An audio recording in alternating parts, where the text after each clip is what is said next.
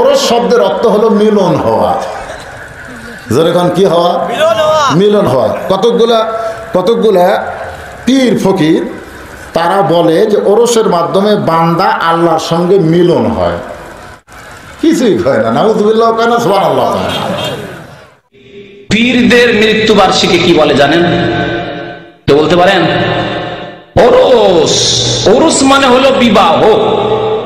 আর পীরের মৃত্যু দিবস। আবার পীরের মৃত্যু দিবসকে ওরস কেন বলা হলো? রহস্য, এই ধর্মীয় রহস্য, বিদাতি ধর্মীয় রহস্য।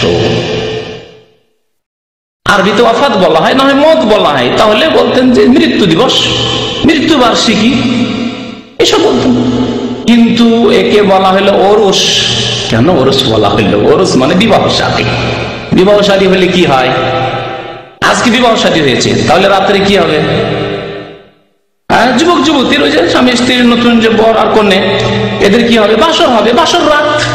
হ্যাঁ, পীরে কিবলারা যখন মারা যায় তখন আউযুবিল্লাহ, আল্লাহ সম্পর্কে তাদের বেয়াদবি গুস্তাখি, বেয়াদবদেরকে আল্লাহ মাফ করবেন না। তারা মনে করে যে আল্লাহর সাথে তাদের বাসর হয়, সাক্ষাৎ। আউযুবিল্লাহ। ওকে, ওরস শব্দটা এই যে ব্যবহার হয়েছে মাজার কেন্দ্রিক, এই ব্যবহারের মধ্যে আশ্চর্য কথা। ওরস মানে হলো উৎসব করা। যেমন আরিস যে দুলা মিয়া যখন তার বিয়ের ফাংশন হয়, ওরস বলে আরবিতে। বিয়ের অলিমার ফাংশন টাংশন রে আনন্দ ফুর্তি বলে, এটা বলে ওরস। কবরের মধ্যে ওরস কি জন্য আসলো? বাংলাদেশে যেভাবে পীর মারা গেলে প্রত্যেক বছরে বছরে ওরস করা হয়, কবরকে কেন্দ্র করে প্রত্যেক বছরে বছরে মাহফিল করা হয়, ইসালে সওয়াব করা হয়, কবর কেন্দ্রিক যত অনুষ্ঠান করা হয় রাসূল সাল্লাল্লাহু আলাইহি ওয়াসাল্লাম করছেন, আমার কবর কেন্দ্রিক কোনো একটা অনুষ্ঠানও তোমরা করবে না। রাসূল হলেন বিশ্বের শ্রেষ্ঠ মানুষ, সেই মানুষটা মারা গেলে সেই কবর কেন্দ্রিক জন্য কোনো ওরস আনন্দ অনুষ্ঠান না করা যায়, তাহলে আর কোন ব্যক্তি আছে যেই ব্যক্তির কবরকে কেন্দ্র করে ওরস করা যাবে? ওরস করার কোনো বৈধতা নেই, জায়েজ নেই। ওরস শব্দটা কোথা থেকে আসছে আপনারা জানেন তো না? কোথা থেকে আসছে শোনেন। ওরস এটা আরবি শব্দ, আইন রাসিন ওরসুন। ওরসুন শব্দের তো নতুন দুলা। যে ব্যক্তি নতুন বিয়ে করে এসেছে আমরা তাকে কি বলি? নববর নাকি নতুন দুলা মানুষ, নশা মানুষ, এটা বলি। হ্যাঁ, এটার আরবিতে ওরস।